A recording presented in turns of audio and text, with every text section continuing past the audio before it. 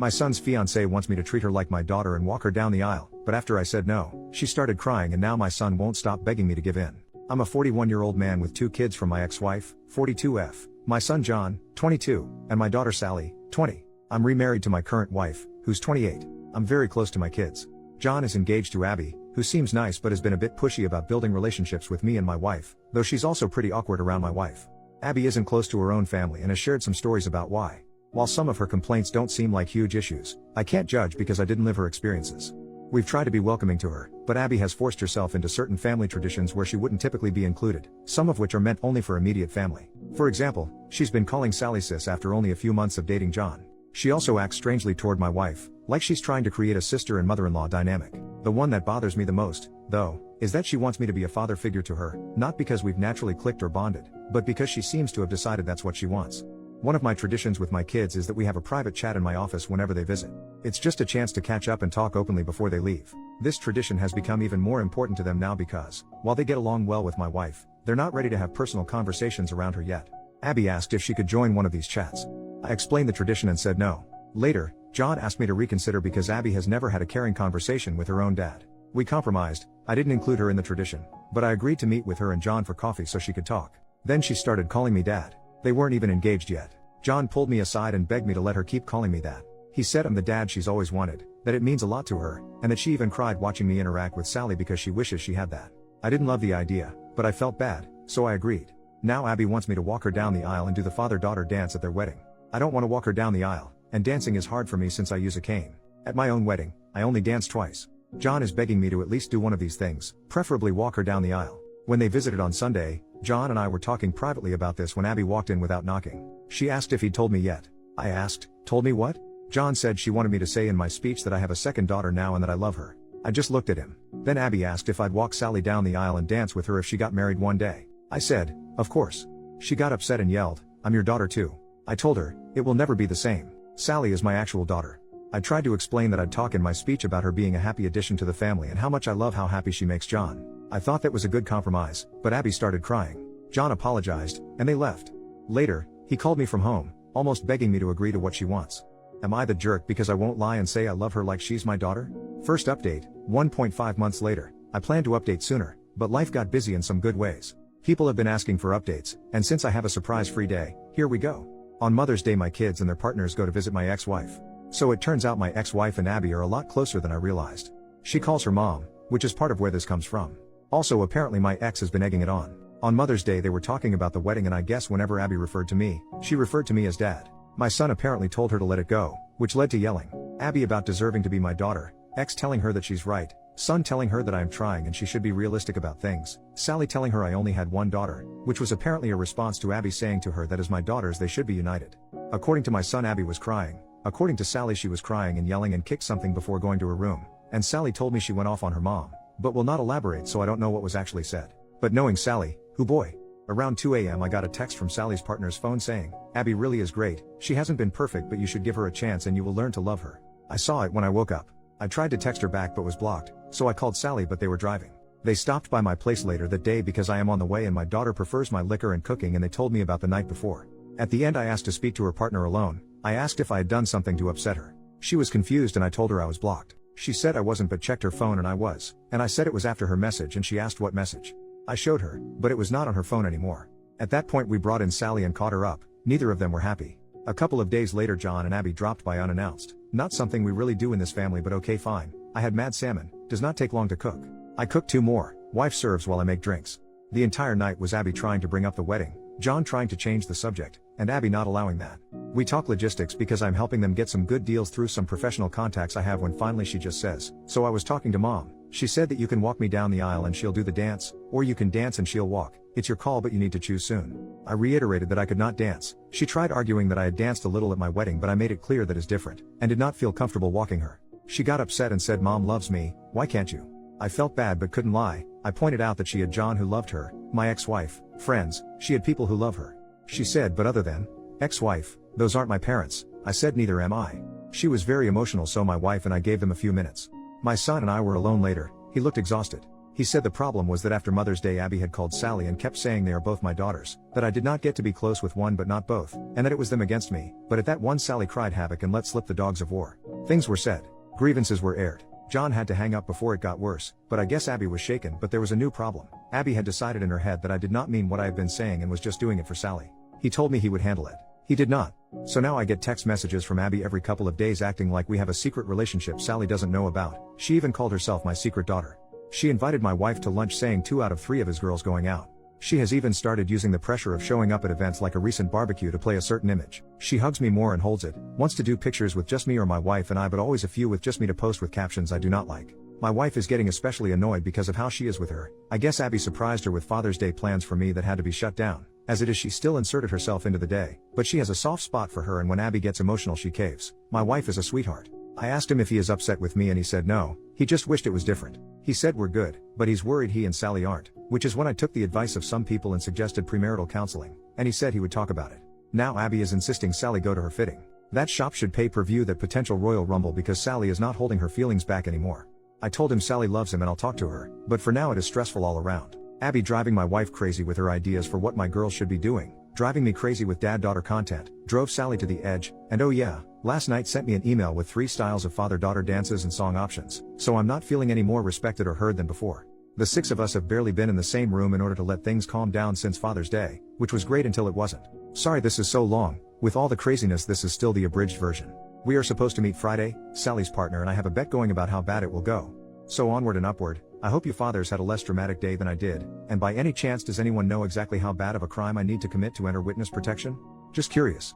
Second update, 3.5 months later, I have gotten requests for updates on my situation, and as I enjoy a refreshing mojito and my wife her nojito, life feels good and the perfect time to amuse the world with my pain and familial drama. Plus a cousin of mine who apparently reads these and knows my situation gave me the convincing argument of dude, you can't keep people hanging and how can I argue with that airtight argument? I apologize for how long this is, a lot has happened. My wife's pregnancy is going well, keeping her as stress-free and pampered as possible has been my focus. It is such a different experience this time, both because of how much more involved I can be and how much better a relationship I have with my wife than I had with my ex. My daughter Sally has been great, even her partner has been great, helping with the nursery or driving her around when I can't. My wife doesn't know because it is a surprise, but my son has been building a crib for the baby, modeled after the one I built for him and his sister, to show my wife his support. My son is a good man, and he is still in there, he just has a soft spot for Abby. Which I guess gets us to the part of the movie where Godzilla shows up and starts busting up buildings. So I called a family meeting with my kids to talk about the situation. I told John his sister was only doing wedding activities she wanted to and that the guilting requests needed to stop, that this was hurting his relationship with his sister. Sally was happy I said it so she did not have to yet again. I told him if he did not stop her from messaging me I would block her with a bluntly honest explanation why. We got a lot out, John seemed to understand but then a few days later they insisted on coming to talk. Sally and I decided we would get everything out. So all of us ate at our place. Abby started in immediately about baby shower stuff and I told that is the kind of thing we wanted to talk about. I told her that I understood she has been trying to fill a hole that she has, that she thought she was getting a father, a second mother, she calls my ex-wife mom, and a sister. I told her it was still possible but that she needed to start listening to us. I told her that for the sake of family we would give her a fresh start, if she agreed that moving forward she would respect our boundaries. My daughter did not love this idea but loves her brother and was willing to try. Abby tried to say that since we were starting over we could define what the relationship would be and just be family, but we told her we were not ready for that it needs to happen organically. She got mad that I am closer with my daughter's partner, which is true but we just get along, and that she deserved it for trying so hard. My daughter said something about trying things we actually want. She ran to our bathroom, he ran after her. After a while I checked on him, I could hear her repeating this is not what I wanted. My wife, daughter, and her partner went out to the patio to give them privacy and salvage the night. After a bit I got a text saying they had just left. I checked in with him the next day and he said they talked more at home and she understood.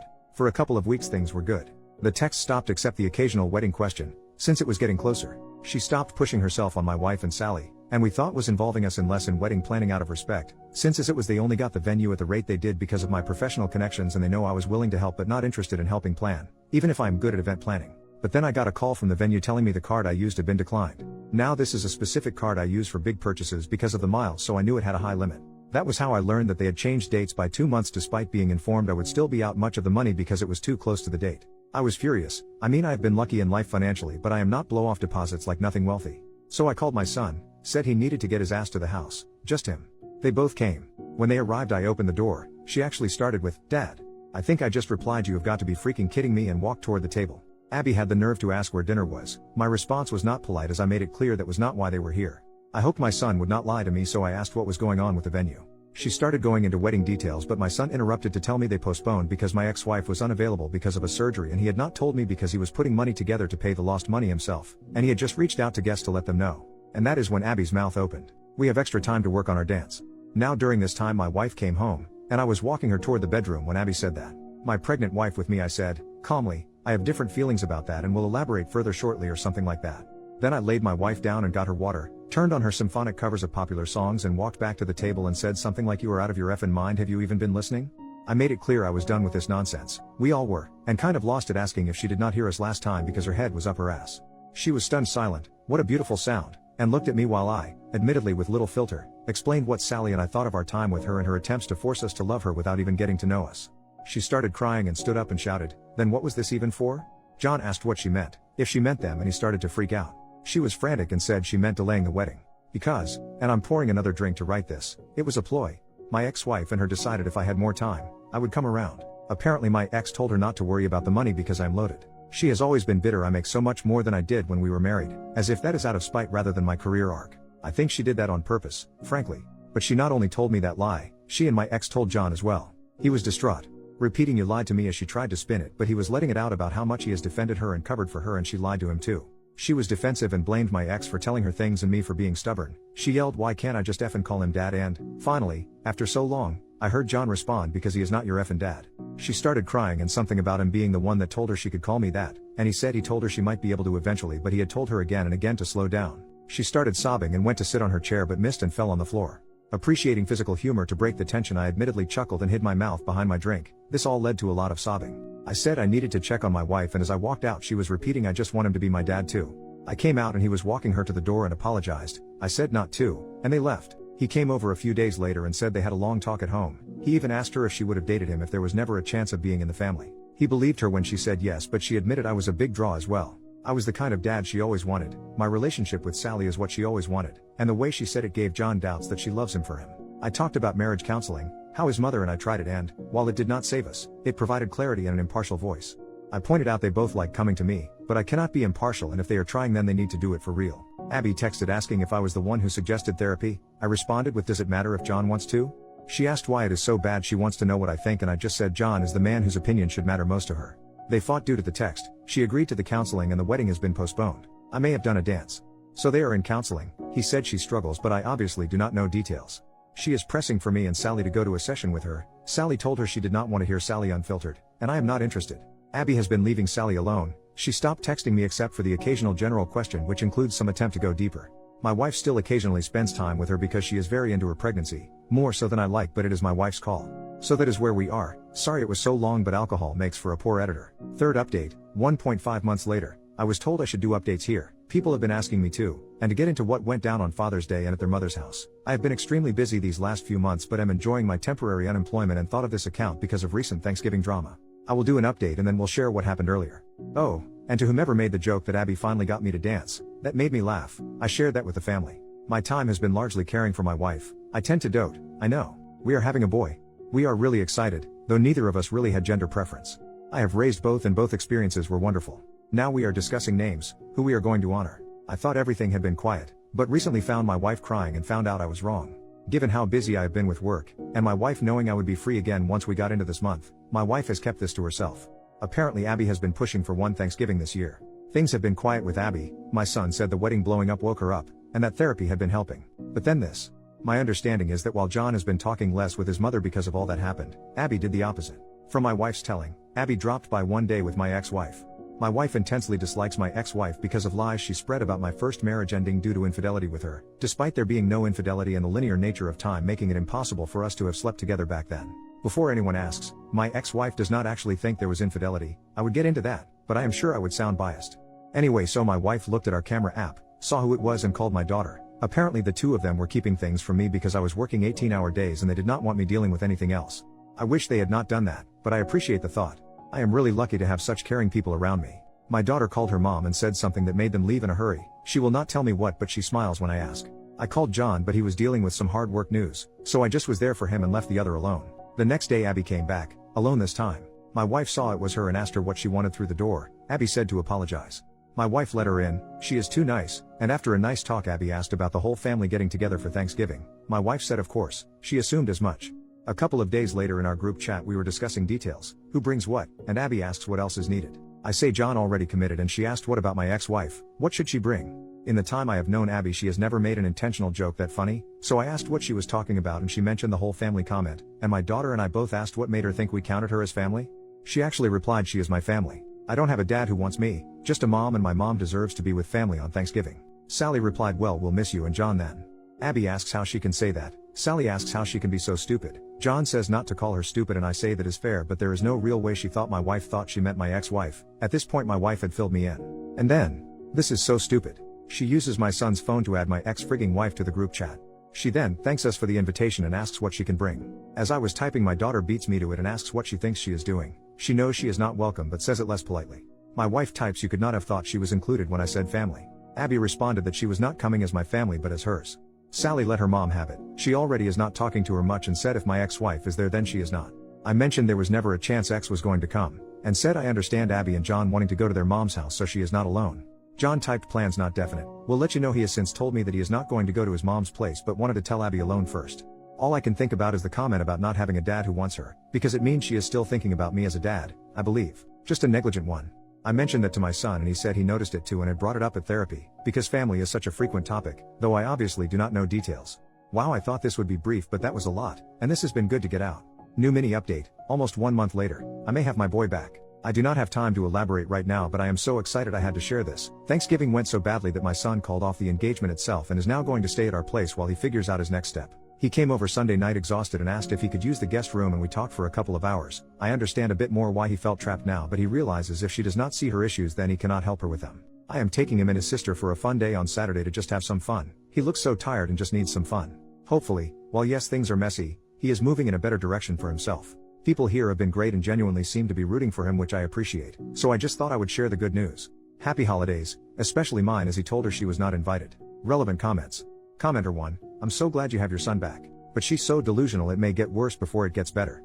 OP, I agree she will not be easy to disentangle from. I doubt she will let it be easy. We already have cameras outside in multiple spots, and Abby does not have a key. I feel like we got my son back and Abby got my ex-wife. I will take that deal in a heartbeat. Commenter number 2, I'm a long-time mental health professional, so I've seen some crap, thus I'm immediately picturing, upon your son officially ending it for good, her having a full-on psychotic break and regressing into a child, throwing a full-blown, kicking and screaming on the ground, shamelessly snotty and drooling no F's given ugly crying, DEFCON toddler level tantrum on the spot, screaming desperately for her daddy, and raging at your son. Not because he doesn't love her, or because he rejected her romantically, or any reason we would find realistic in our plane of what we consider logic, but rather accusing your son of taking her daddy away and trying to keep her and you from being the family you were always meant to be. Honestly, this type of crazy is so familiar to me, I could practically write the speech myself. But this is not meant to be a prediction. This is just a worst-case scenario type possibility, which is obviously what popped into my head, because, 1, far too many years of personal experience in a professional capacity with worst-case scenarios like this and even more crazy. And 2, Reddit lol. OP, he told me all about their conversation and how it confirmed to him he was making the right choice.